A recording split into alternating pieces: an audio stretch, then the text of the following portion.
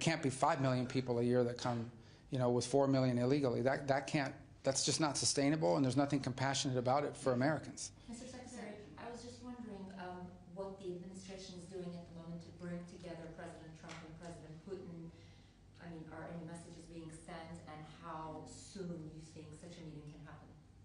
Well, I don't know on the timeline of it. The president will have to determine that. And I mean, this is just an assessment the president shared today, which I 100% concur with, and now we'll have to figure out how to operationalize that. So probably we'll wait till he finishes with his trip, because the president's still overseas. We'll wait to see what happens tomorrow, and then those decisions will be made about a timeline and when and where those meetings would happen.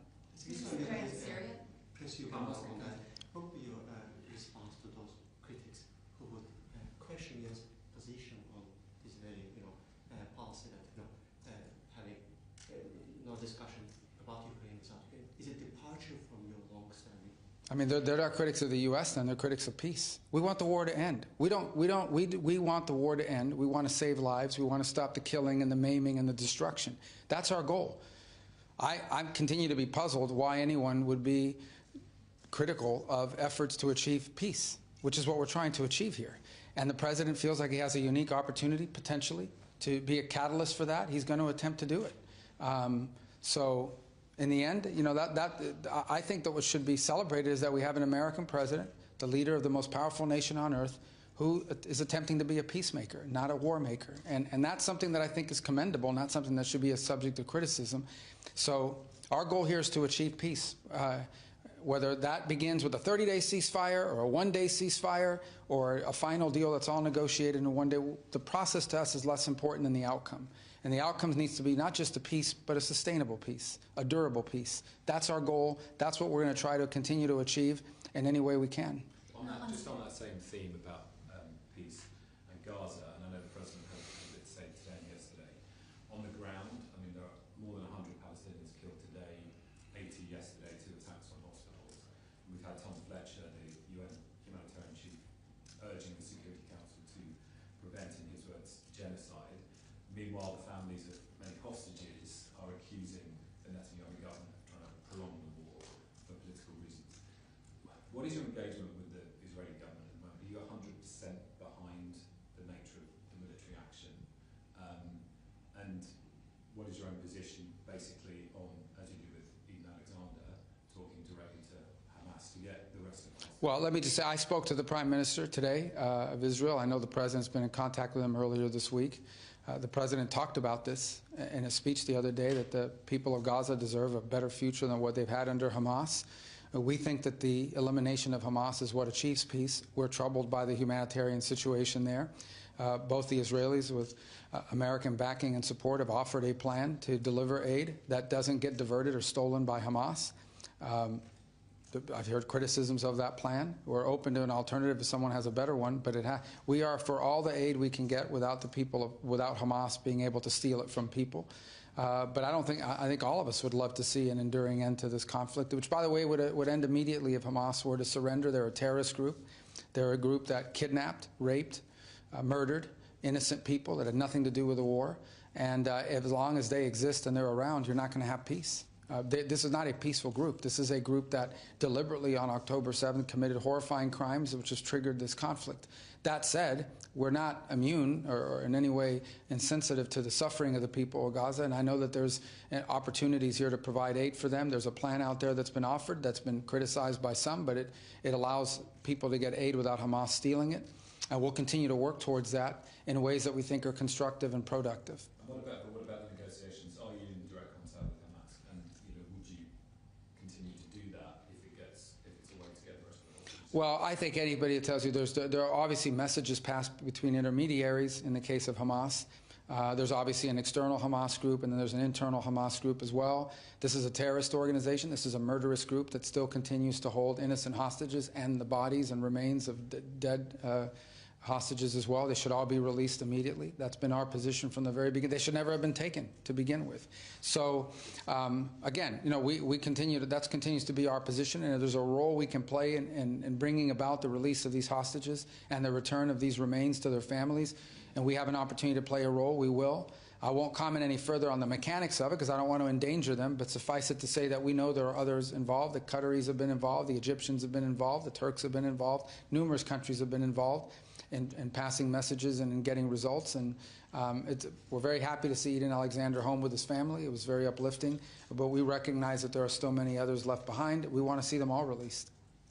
Mr. Secretary, on Syria, you met with the delegation today. Can you tell us your impressions? And also, did you get any reassurances on some of the requests you made, including asking all foreign fighters to leave the country? Yeah, look, I think that obviously this is a new relationship. We've now known each other and known them for 24 hours.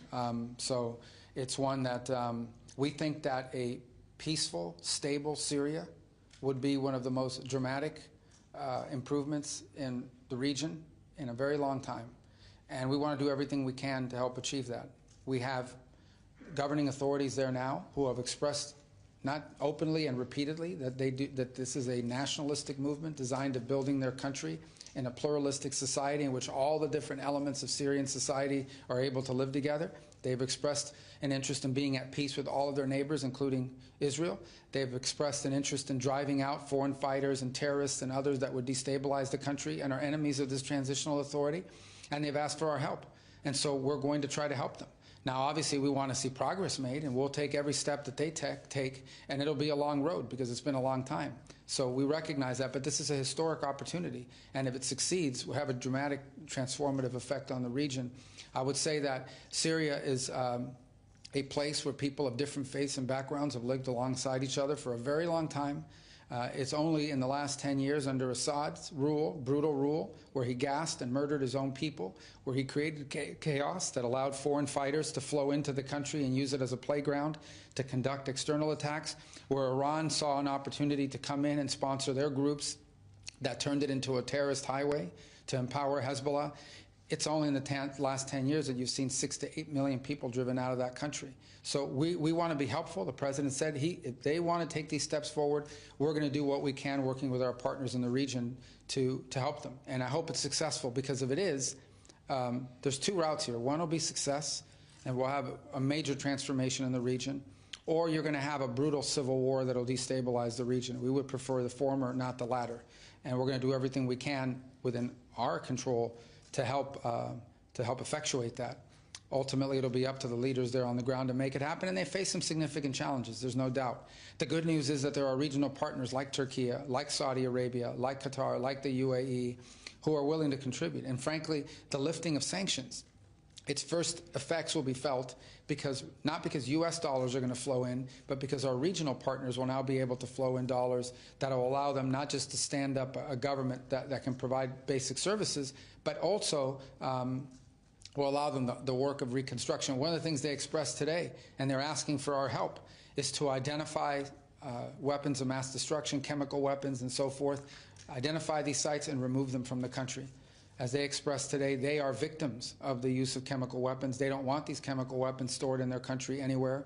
But you don't just go in and grab a bunch of chemical weapons and put them in a truck. It requires technical expertise to both identify where they're located and remove them safely. And they've asked for our help in that regard, and we're going to be willing to provide it. On the lifting of sanctions, obviously that's a pretty complicated process. Do you have a timeline for how long you think that might take? And also, how much advance notice was the State Department and Treasury given to sort of start that wind down? Well, this is a road we were on. So we've been doing the work, the prep work for it. Their finance minister, we provided him a visa to travel to Washington, D.C. 2 weeks ago. Their foreign minister, we provided him a visa a week ago to travel to New York and met with our UN representative. I was scheduled to come here and meet today with the foreign minister. I was with the president when he made the decision to do this and included it in his speech. So we've been doing preparatory work in that regard. The core of these sanctions are statutory under the Caesar Act.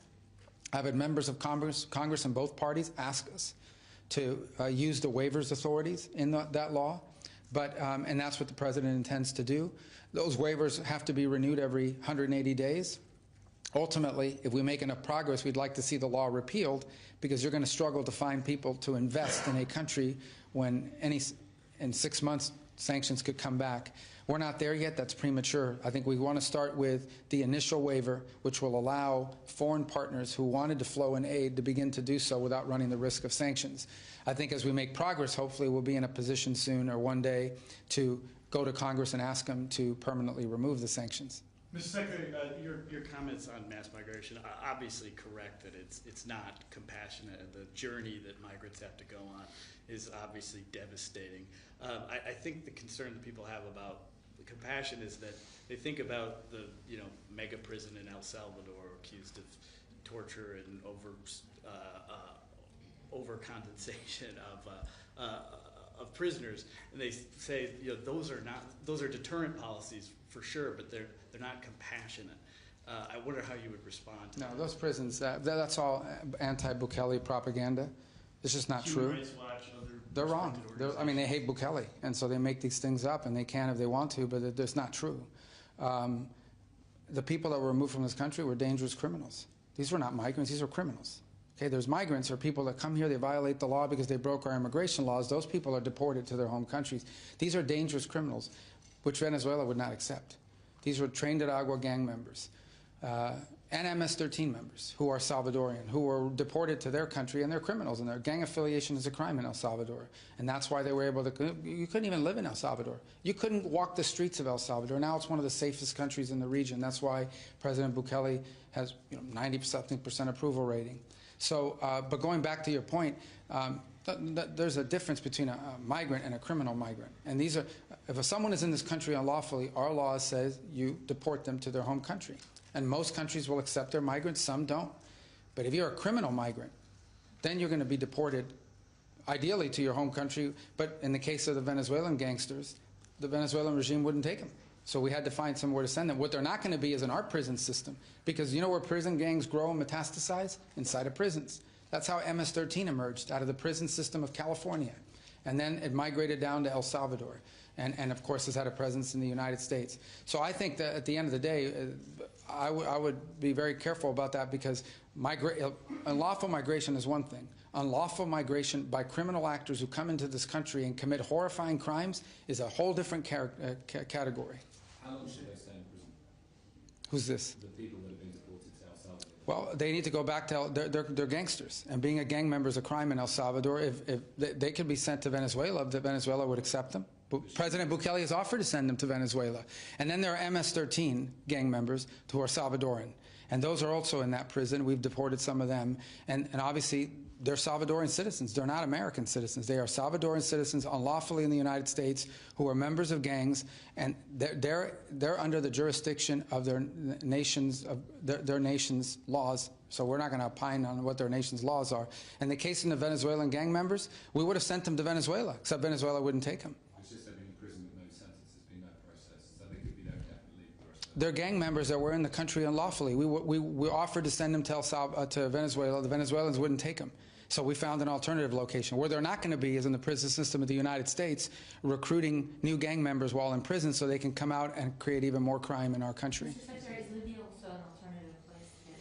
We've had conversations with multiple countries, but I'm not going to comment on which ones they are at this point. Nothing's been finalized. Back to your NATO engagements, there are some reports suggesting that you opposed inviting President Zelensky to the next NATO summit. Is that accurate? No. I don't know where that's coming from. You also suggested bringing back NATO-Russia Council in the framework of Ukraine discussion. That wasn't discussed today either. I mean, that might happen, but I haven't discussed that. On the first point, multiple members today of our colleagues in there raised Zelensky being invited. We didn't oppose it. I mean, obviously, we're bringing the Indo-Pacific countries to NATO. We invited the Syrian foreign minister today to come here and meet with me. So many leaders who are not members of NATO are invited to NATO conferences. They're not at the leaders' meeting, but they're invited to the conference. So the same with our Indo-Pacific partners. But I don't know where you're getting these reports from. Can you speak to the outlook of Turkish American Pope, how important this visit is, and what's your read on Pope Leo so far as a practicing Catholic? Can you tell what story John's working with? I've got 12 years of Catholic education. I'm interested. Yeah, I don't, listen, guys, I mean, maybe I just analyze this different. I'll tell you I'm a Roman Catholic. I believe that the Pope is a successor of Peter. appointed through apostolic succession and the intervention of the Holy Spirit through the cardinals. And the one thing I can tell you is that the only institution that was around 2,000 years ago that's still around is the Catholic Church, the Universal Church, and I have faith in that system. We've had very good popes, we've had bad popes, but we still have a church. And I think it speaks to the strength of the church and to the validity of it. And as a Roman Catholic, I believe it's because the Pope, the Bishop of Rome, is the inheritor of the power that was left to Peter by Jesus himself and has been passed down through the generations. No other human institution would have been able to survive the ups and downs the church has faced. What's kept it is that he's the rock, and upon that rock he built the church. That's what I believe deeply, and that's how I analyze the situation. I just don't view him as a political leader. He may have political opinions, and the church has social teachings, which have informed much of what I say and have done in politics, especially in the last few years. I gave a speech at Catholic University in 2018 that was built on an encyclical by Pope Leo. So, but again, I don't view the papacy as a political office. I view it as a spiritual one. Okay, thank you. Thank you very much. Thank you very much.